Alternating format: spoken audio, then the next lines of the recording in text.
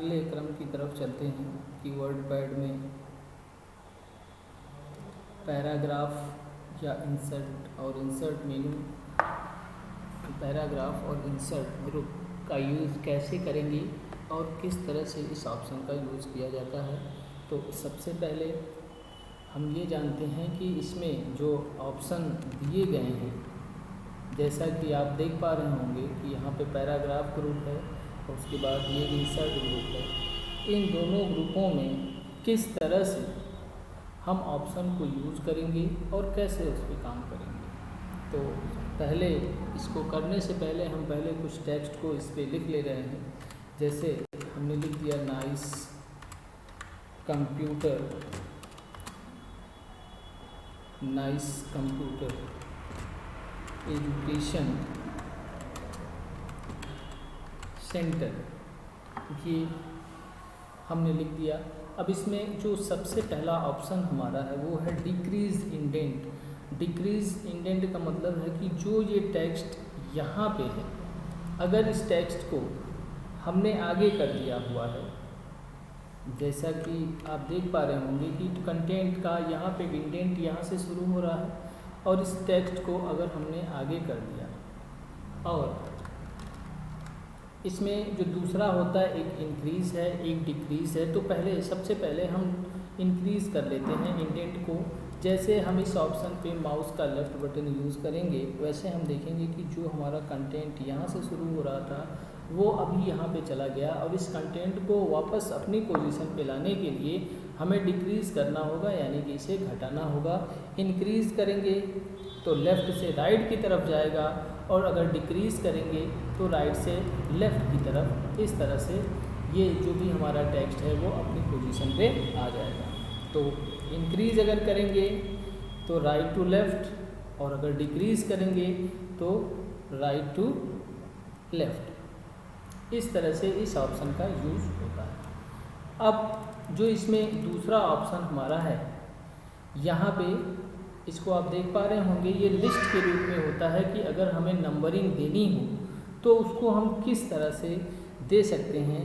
जैसे इस कंटेंट पे हमने यहाँ पे गया और यहाँ पे स्टार्ट जो नंबरिंग है वो नंबर फॉर्मेट के अलग अलग सिस्टम बने हुए, जिस भी फॉर्मेट में आप लेना चाह रहे हैं उस फॉर्मेट पे आप क्लिक कर देंगे और क्लिक करने के बाद आप देख पा रहे होंगे कि यहाँ पे ऑटोमेटिक लिस्ट 1 आ गई और इसको जैसे ही क्लिक करेंगे यहाँ पे 2 आ जाएगा, फिर क्लिक करेंगे 3 आ जाएगा, फिर क्लिक करेंगे 4 आ जाएगा। यानी कि जितने भी लाइंस कंटेंट को हम आगे इंटर करके बढ़ाते रहेंगे वैसे ही ये नंबरिंग हमारी आती रहेगी। और अगर हम ये चाह रहे हैं कि इस नंबरिंग को बंद करना है तो इसको वापस से सेलेक्ट करेंगे, इस ऑप्शन पे जाएंगे और यहाँ पे नन कर देंगे तो आप देख पा रहे होंगे कि यहाँ पे जो नंबरिंग लगी हुई थी वो नंबरिंग हट गई। तीसरा ऑप्शन इसमें होता है लाइन स्पेसिंग के लिए। लाइन स्पेसिंग का मतलब जो ये कंटेंट आपका ये और ये है, इसके बीच के गैप को बढ़ाने या घटाने के लिए, जैसे नाइस कंप्यूटर और इस दूसरे वाले लाइन के टेक्स्ट के बीच में जो ये आपको स्पेस अधिक लग रहा है, अगर इस स्पेस को कम करना है तो इसके लिए हम लाइन स्पेसिंग का यूज़ करेंगे। और लाइन स्पेसिंग यूज़ करने के लिए सबसे पहले हम इस ऑप्शन को सेलेक्ट कर लेंगे, वापस जाएंगे लाइन स्पेसिंग के ऑप्शन पे और यहाँ पे लाइन स्पेसिंग 1.15 है। अगर इसको बढ़ाना है 2 करना है तो आप देख पा रहे होंगे कि 2 करने पे इसके बीच की स्पेस बढ़ गई है और यहाँ पे अगर हमें घटाना है, हमें 1 करना है तो आप देखेंगे जो बीच का स्पेस था वो कम हो गया। तो लाइन स्पेसिंग का मतलब हुआ जो लाइन दी हुई है उस लाइन के बीच का जो गैप होता है उसको कम या ज़्यादा करने के लिए यूज़ करते हैं। अगला ऑप्शन जो इसमें होता है एलिगेंट टेक्स्ट लेफ़्ट। आप देख पा रहे होंगे कि जैसे माउस का कर्सर हम उस पर रखते हैं तो वहाँ पे उसका शॉर्टकट भी बता देता है कि अगर माउस से आप नहीं करना, कीबोर्ड से करना है तो उसके लिए Ctrl+L यूज़ करेंगे और अगर आपको ऑप्शन यहीं से यूज़ करना है तो आप यहाँ से भी माउस को ले जाके और लेफ़्ट बटन का क्लिक कर सकते हैं। अब इसके लिए अगर हमें लेफ़्ट करना है तो लेफ़्ट तो ऑलरेडी है, अब इसमें पहले हम राइट में कर लेंगे और जैसे ही राइट वाले एलिगन पे आप क्लिक करेंगे तो देखिए आपका कंटेंट राइट साइड के इस मार्जिन की तरफ चला गया है। अब इसमें अगर आपको लेफ़्ट करना है तो लेफ़्ट के लिए इस लेफ़्ट ऑप्शन को हम क्लिक करेंगे और आप देख पा रहे होंगे कि जो भी आपका कंटेंट था वो लेफ़्ट में हो गया। बीच में करना है तो यहाँ पे क्लिक कर देंगे तो ये देखिए लेफ़्ट और राइट बराबर करके कंटेंट को बीच में कर देगा। तो पहला लेफ़्ट बराबर करने के लिए, दूसरा होगा सेंटर करने के लिए, और जो तीसरा होता है वो राइट साइड में इक्वल करने के लिए, इस तरह से। इसके बाद जो हमारा अगला ऑप्शन है, इस ऑप्शन में हम जस्टिफाई करेंगे। जस्टिफाई का मतलब ये है कि जो कंटेंट की लाइनें इधर उधर बढ़ चुकी हों उस लाइनों को बराबर करने के लिए, जैसे इसमें कंटेंट हमने ये लिख दिया, अब इसमें देख रहे हैं कंटेंट आगे जा रहा है तो उसमें कंटेंट पीछे जा रहा है, इस तरह से।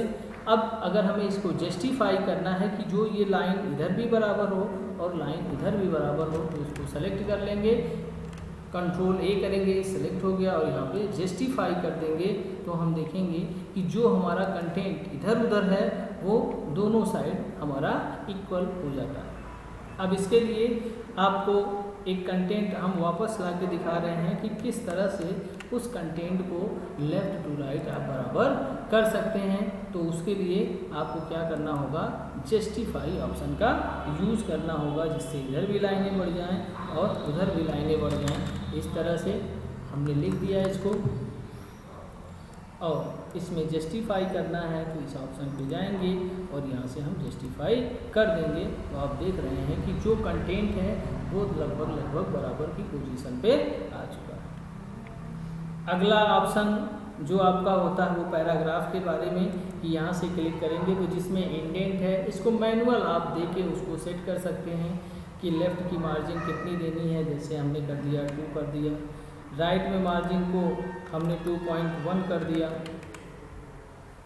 इसके बाद लाइन स्पेसिंग को हमने 1.5 कर दिया, और जस्टिफाई ऑप्शन को हमने कर दिया कि राइट साइड में लाइनें जो हों वो इक्वल हों, और जैसे ही ओके करेंगे हम यहाँ पे तो आप देख पा रहे होंगे, देखिए राइट साइड में लाइनें इक्वल हो गई, और जो भी मार्जिन आपने 2 और 2.1 का दिया था तो देखिए इधर राइट साइड में भी मार्जिन आ गया और लेफ्ट साइड में भी मार्जिन आ चुका है।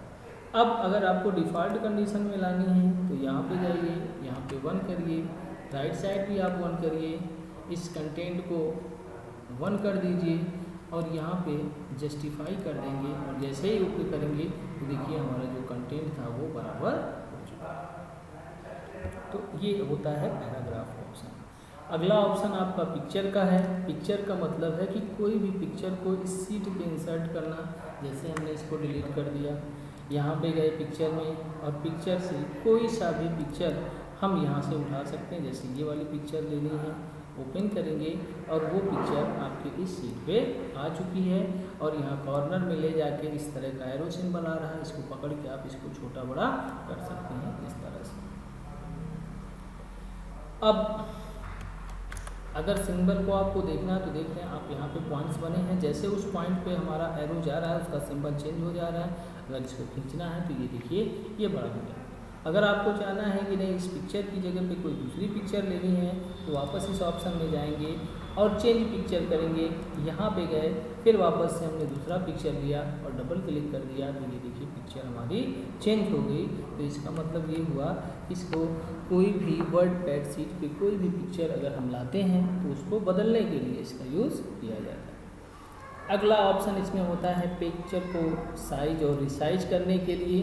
अब अगले ऑप्शन की तरफ हम बढ़ेंगे तो हम देख रहे हैं कि यहाँ पे जो हमारा पिक्चर है वो क्या हो गया, क्योंकि पिक्चर की लेंथ जो है वो छोटी हो चुकी है, इस वजह से वो ऑप्शन आपका इनेबल नहीं हो रहा है। और हम अगर पिक्चर की साइज़ को बढ़ा रहे हैं तो आप देख पा रहे होंगे कि ये ऑप्शन इनेबल हो गया। और जैसे ही रिसाइज करना है कि चौड़ाई कितनी चाहिए, हॉरिजेंटल कितना चाहिए, तो यहाँ पे अगर हमें ये चाहिए कि थोड़ा सा कंप्रेस करना है तो यहाँ पे हमने 20 कर दिया, और यहाँ पे जैसे ही आप ओके करेंगे तो आपकी देखिए पिक्चर की साइज़ जो है वो बदल चुकी है। तो ये काम हम करेंगे इस रिसाइज ऑप्शन से। अगला ऑप्शन पेंट ड्राइंग का होता है। पेंट का मतलब ये है कि अगर इस सीट पे कोई पेंट से आप कोई शेप्स बना के लाना चाह रहे हैं तो उसके लिए पेंट ड्राइंग ऑप्शन यूज़ करेंगे। इसका शॉर्टकट होता है Ctrl D, और यहाँ पे जैसे ही हम क्लिक करेंगे वैसे ही हम पेंट सीट पे जंप कर जाएंगे और इस सीट पे जैसे ही कोई भी शेप्स, हमने ये शेप्स लिया, इसको बना लिया, कलर हमने लिया यहाँ से, इसको फिल कर लिया। अब इसको कट कॉपी पेस्ट नहीं करना हमें, इसको जैसे ही हम क्लोज करेंगे तो हम देखेंगे कि जो हमारा वर्डपैड सीट पे ये पिक्चर आ चुकी है, ये शेप्स आ चुका है। अगला ऑप्शन होता है डेट और टाइम का। अगर आप इस पर डेट और टाइम इंसर्ट कराना चाह रहे हैं तो डेट और टाइम ऑप्शन का इंसर्ट करके यहाँ पे आप जाएंगे, इस फॉर्मेट को लेना है, ओके कर दीजिए। ये देखिए आपका फॉर्मेट इस पर आ चुका है। अगर आप फॉर्मेट को बदलना चाह रहे हैं, इसे दूसरे फॉर्मेट को लेना चाह रहे हैं, इसको क्लिक करिए और यहाँ पे क्लिक कर देंगे तो इस तरह से डेट और टाइम का फॉर्मेट आपके सीट पर इंसर्ट हो जाएगा। कोई भी इस फॉर्मेट में चाहिए, इसको क्लिक करिए, इस तरह से फॉर्मेट आपका इंसर्ट हो जाएगा। अगला ऑप्शन होता है ऑब्जेक्ट का। ऑब्जेक्ट का मतलब ये हुआ कि कोई भी दूसरे पिक्चर में क्रिएट किया गया किसी प्रोग्राम में चीज़ें, कोई भी शेप्स या किसी भी चीज़ को हम इस पर इंपोर्ट कर सकते हैं। जैसे पेंट ड्राइंग में हमने किया था वही चीज़ यहाँ भी है। यहाँ से हम जिसमें भी अगर करना चाह रहे हैं तो वहाँ से उस सॉफ्टवेयर को हम यहाँ से सेलेक्ट कर लेंगे और उस चीज़ को हम वापस लाके इस पेंट शीट पर क्रिएट कर लेंगे। अब जैसे अगर आपको ये चाहिए कि कोई भी सॉफ्टवेयर हमें इसमें दिखे कि जो आपको जानकारी हो, तो चूँकि बेसिक है तो बेसिक बताने से ही आपको समझ में आएगा। तो इसमें एक पेस्ट का होता है ऑप्शन जो डायरेक्ट पेंट पे ही इंपोर्ट हो जाएगा और यहाँ से आप उसको सेलेक्ट करेंगे, जहाँ भी वो मिलता है आपको वहाँ से उसको, जैसे इसको हमने कर लिया, ये देखिए पेंट पे फिर आ गए और यहाँ से कोई भी शेप्स, कोई भी डायरेक्शन हम यहाँ पे लेते हैं इस तरह से और इसको क्लिक करते हैं। यहाँ से हमने कलर लिया, इसको फिल कर दिया और वापस से हम इसको क्लोज करेंगे तो आप देख पा रहे होंगे कि वही चीज़ यहाँ पे भी आ गई। तो ये चीज़ पेंट ड्राइंग से भी कर सकते हैं और इंसर्ट ऑब्जेक्ट में अलग अलग जो भी प्रोग्राम फोटोशॉप, कोरल ड्रा ऐसे हैं उसमें आप बना के इस पर इम्पोर्ट कर सकते हैं। तो ये आज का वीडियो हमारा रहा पैराग्राफ और इंसर्ट ग्रुप पे। अगले वीडियो में फिर मिलेंगे।